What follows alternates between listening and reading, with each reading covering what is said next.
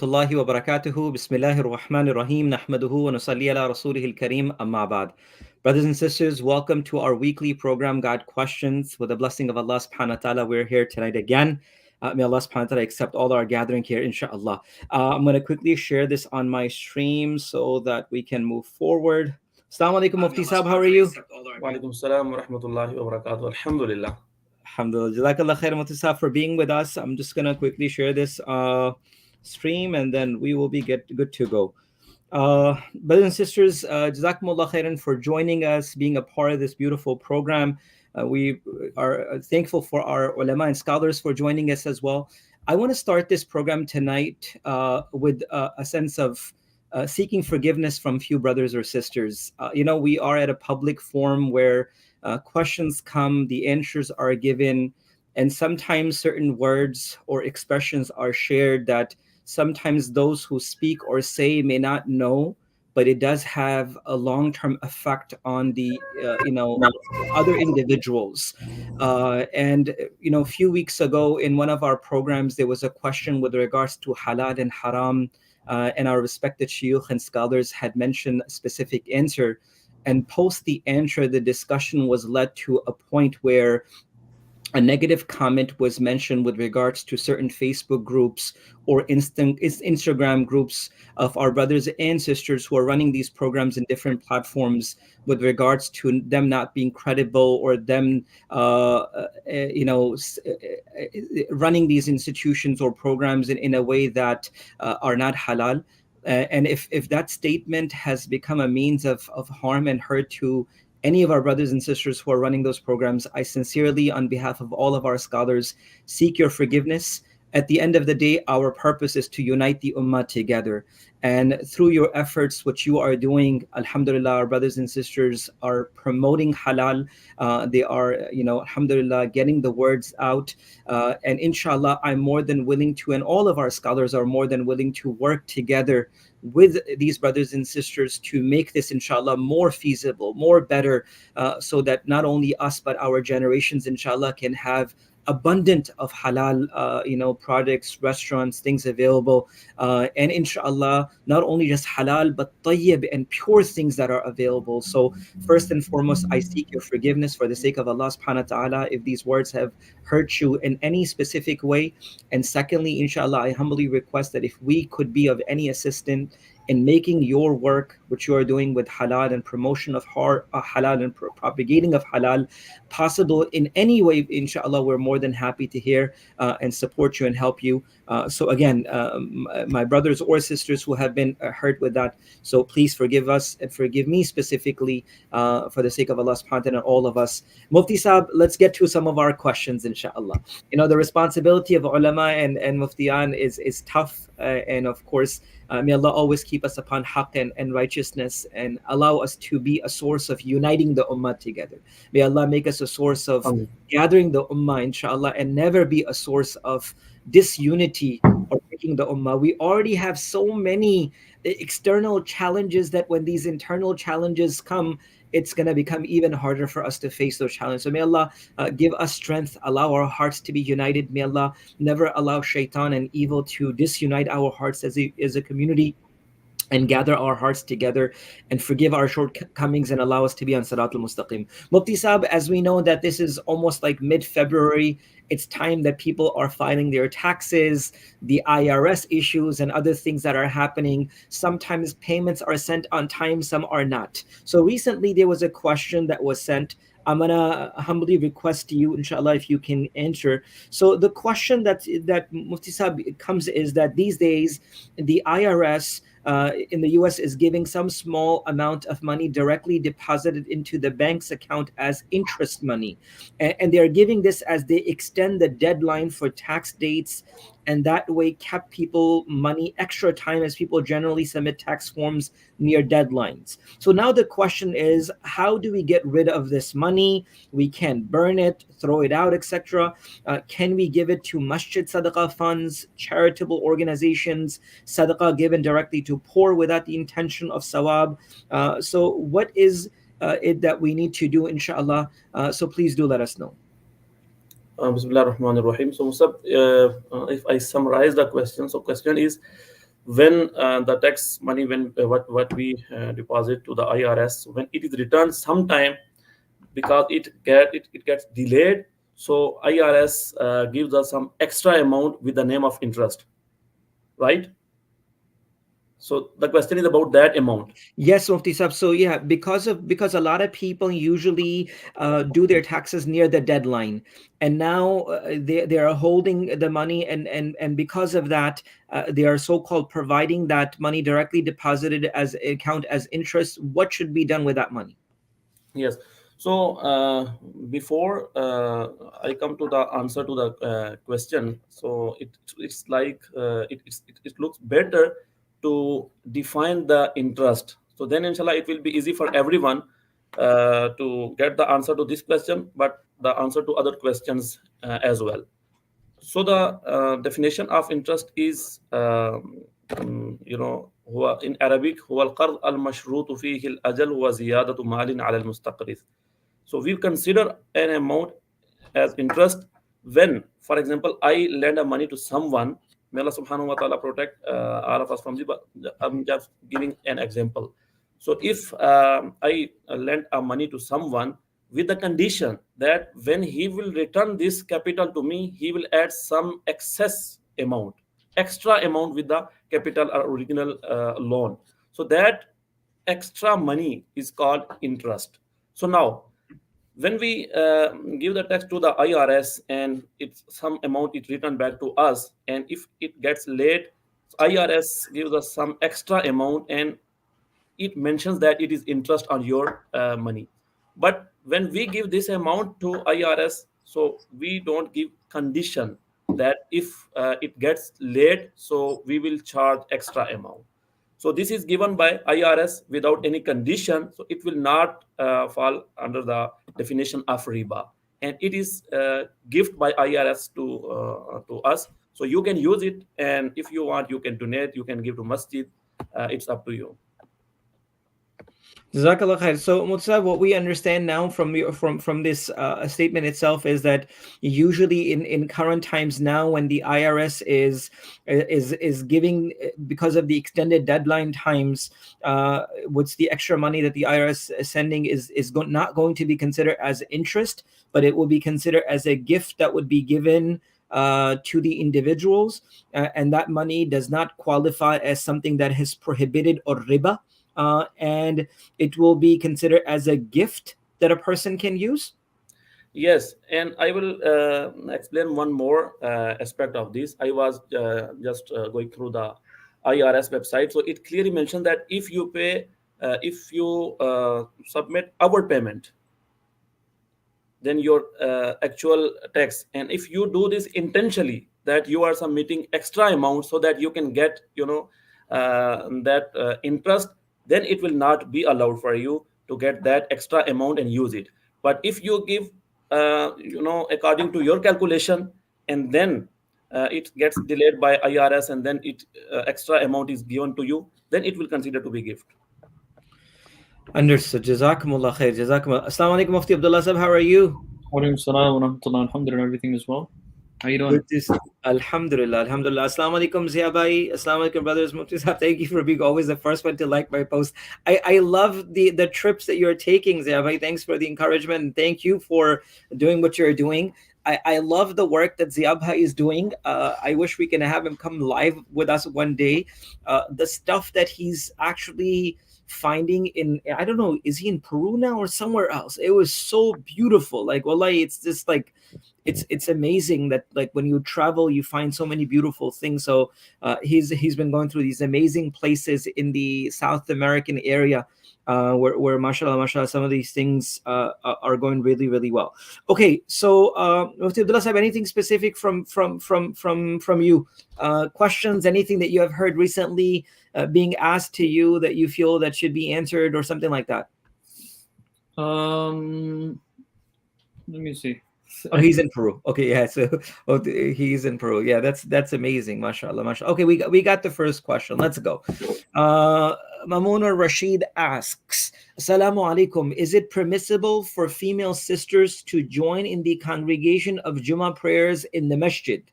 Number 2, in other prayers. Number 3, what is the ruling of leading prayers of sister by a sister? Bismillah ar-Rahman ar-Rahim. So, answer to the first question is that the answer is permissible for a female sister to join in the congregation of Jummah prayer in masjid. So, if there is not mixed gathering and the place for the sister is separate, and then they are allowed if they want, and if they go and join Jummah congregation, even though it is better for them to pray at home, but if they go and there is no mixed gathering, it is allowed. What was second? But they won't be able to pray at home, Jummah, right? They won't be able to pray Jummah at home. They will pray Zohar at home. Okay. And it is better for them, according to Hanfi school of thought, it is better for them to stay at home and offer Dhuhr prayer. But if they go to masjid and there is not mixed gathering, it is allowed, and then they will join the Jummah congregations. Inshallah. Would you like to take the other questions? In other prayers, meaning can women join? Is it permissible? I guess they asked. The same answer is to this question as well. It is better for the woman to offer their prayer at home individually. But if they go to masjid and there is not mixed gathering, their place is separate, so it is allowed. Jazakallah khair. And what is the ruling of leading prayers of sister by a sister? According to Hanfi school of thought, it is makruh for a woman to lead the Jama'ah. Is that fard, or is it for the Taraweeh when they're repeating their Quran, Mufti Sahib? For Taraweeh as well. Okay. And also for fard as well? Yes. Okay. So what if there are two sisters who are Hafiz and they want to repeat their Quran or something and they want to review it? Would that be acceptable for them to do it in a prayer position, or would it be better for them to do it separately? Mufti Abdullah Sahib? It would be better for them to do it outside of prayer. Okay. Understood. And once they do join, the women folk, if they do join, or if women are leading the salah just to review the Quran, they would stand next to each other, not like in front of each other and stuff like that. What do you mean? So with regards to this third question where it says, what is the ruling of leading prayer of a sister by a sister? My question was that if they were to lead, and of course, as Mufti Sahib already mentioned that it's makruh, and of course, you also repeated that when it comes to the Ramadan or Taraweeh repetition as well, if they were to read, would they stand in front of each other, or would they stand side to side? Because a woman cannot just be the imam standing in front, right? So it's makruh. So because it's makruh, we don't need to get into the details of how it should be done. Okay, good. Jazakallah khair. That's better. Assalamu alaikum. My job is like that. I am always out of the state. It's very hard for me to qiyam in the prayer. Can I sit and pray? Is that always qasr? So I think it's two things. Assalamu alaikum, Mufti Muasab. How are you? Alaikum salam wa rahmatullahi wa barakatuh. Fine, alhamdulillah. So now I can, inshallah, Mufti Muasab is over there. So I would like to take permission because my next class is going to start. Oh man. Jazakumullah khair. And thank you so much for joining us, Mufti Umar Saab. Jazakumullah khair. I know that you have a class to teach right now, so keep us in your dua, inshallah. So the question is, my job is that I'm always out of state. Maybe I guess they are traveling. It's very hard for me to qiyam in the prayer. I guess they're travelers and stuff. Can I sit and pray? Number one question. Number two, is that always qasr? It's hard for me to qiyam in the prayer. We need some clarification on why it's hard. Is it because of a medical issue, or is it because you're traveling in a car? Understood. So once we get that clarification, then we can answer it. And the second question, is it always considered qasr? I'm not sure what you mean by that. Can you also elaborate on that point? Just as a follow-up question to that is that while a person is within their own vicinity and they're planning to travel to a far distance place, meaning more than their shari musafir or the time when you become a musafir, till you are in your own jurisdiction, you will continuously pray full prayer even though you are intending to travel for a long time. Is that correct? Correct. What is that's correct, like Mufti Muaz said, but what is considered your own jurisdiction? So I was just going to come to that. So for example, I live in Nassau County, right? some people live in Suffolk County as Long Island, and then you have people who live in the 5 boroughs, which are, so do we structure jurisdictions according to counties, 5 boroughs within New York City itself? I think let's define that first. I think there's been a lot of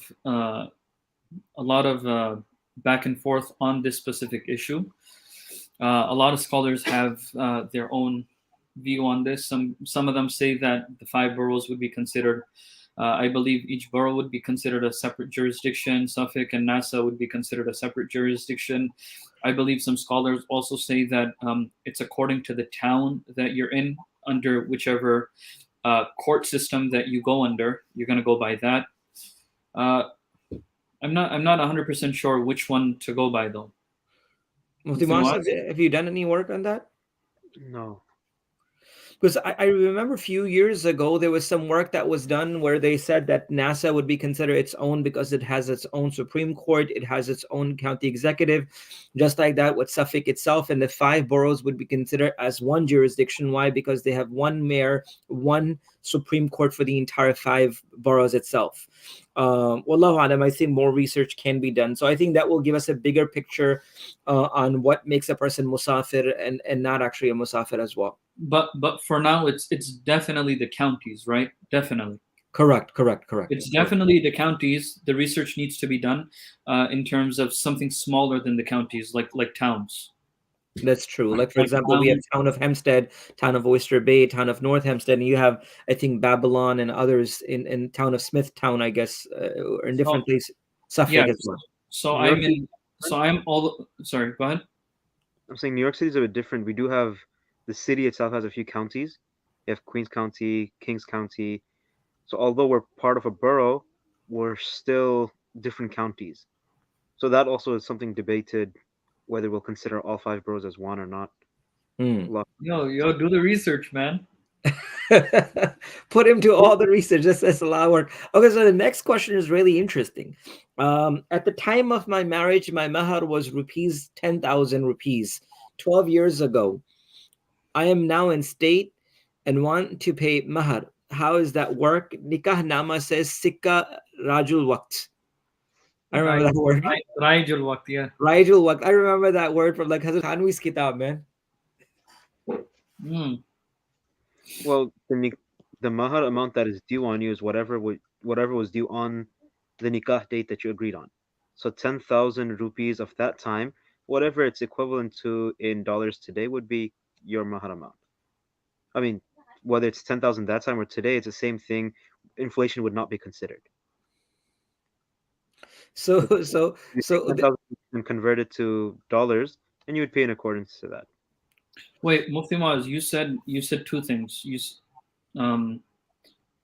was probably a mishap, but you said the equivalent of 10,000 rupees, whatever their monetary value is today, from that time. And if they're paying in dollars, not the thing, the value of it in dollars.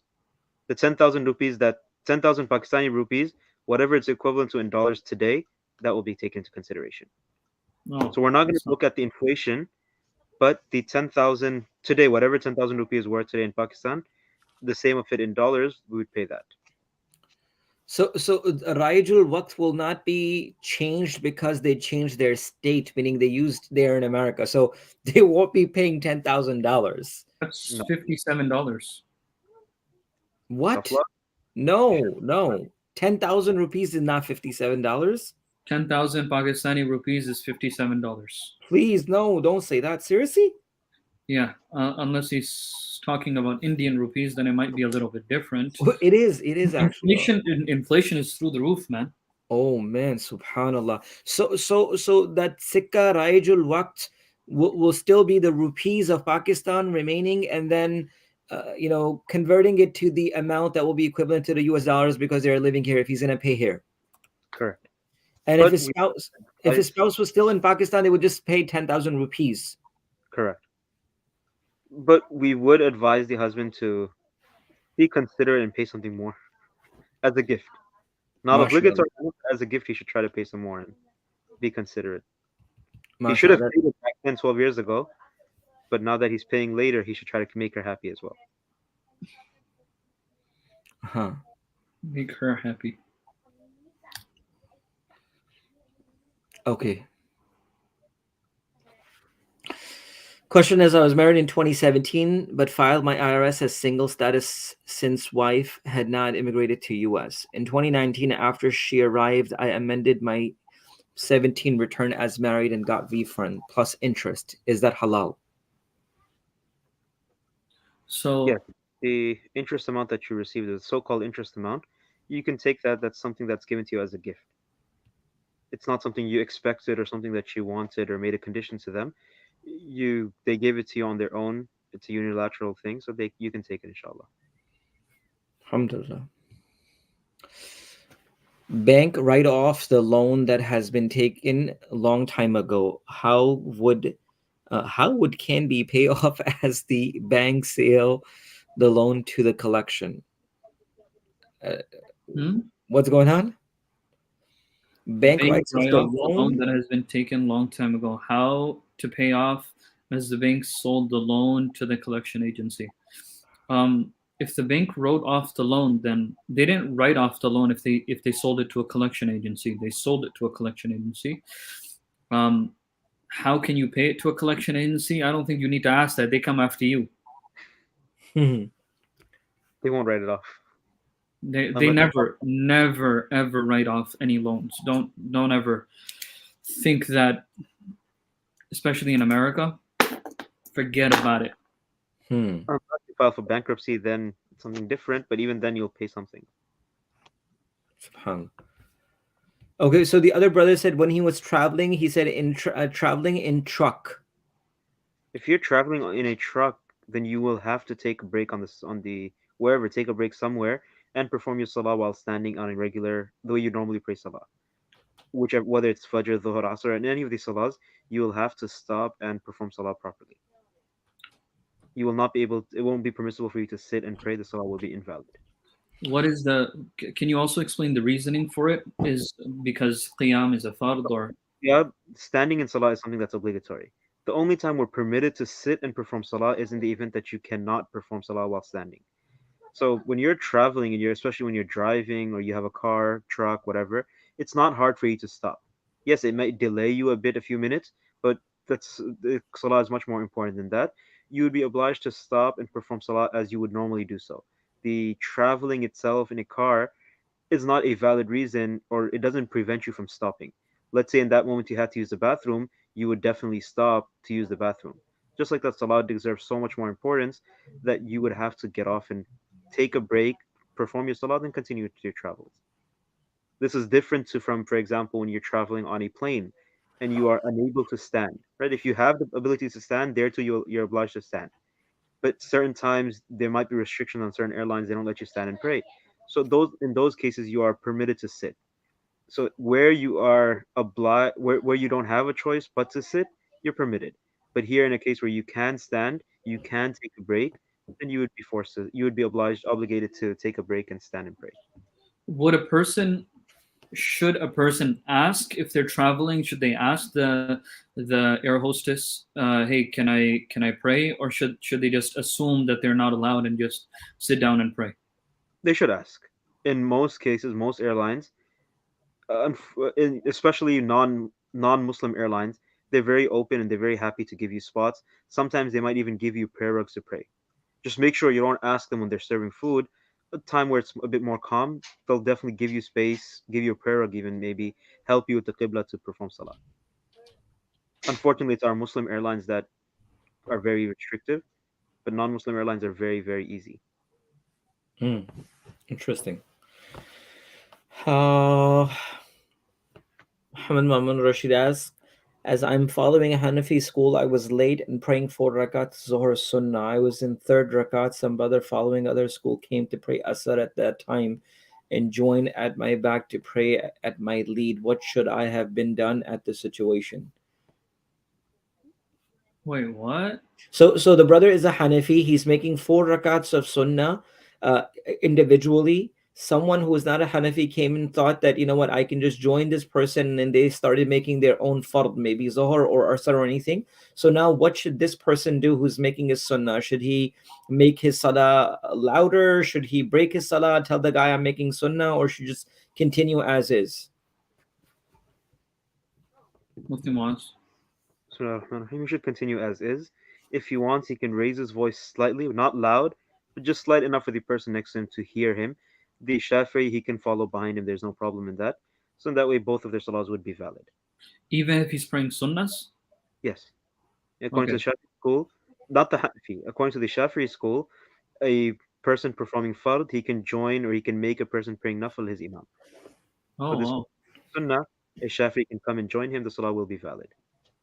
But in regards to the Hanafi that's leading the salah, he shouldn't make it audible now and change his salah, but he should maybe slightly increase his voice, just enough for the person next to him to hear the whispers, maybe. Jazakallah khair. This is a history question. Assalamu alaikum. Currency used during the life of the Prophet sallallahu alaihi wasallam would have been Byzantine coins or Persian coins? Wow. I They don't know. probably have their own coins. I'm not sure, but they did have dinars and dirhams, which could have been their own coins, gold coins, silver coins. It's not necessary, and it's probably highly unlikely that they followed the currency of some other place. Mm. And in most cases, it would be going by weight of gold and silver. So they would have gold coins equivalent to this weight, silver coins equivalent to that weight. And that's why even with a hadith, we get different weights, right? Mithqals and others, different amounts and stuff like that. So there's like a whole research on or booklets on just the weights that were used at the time of the Prophet sallallahu alaihi wasallam. It could also be that since a lot of them were businessmen and traders, they could have used all of them.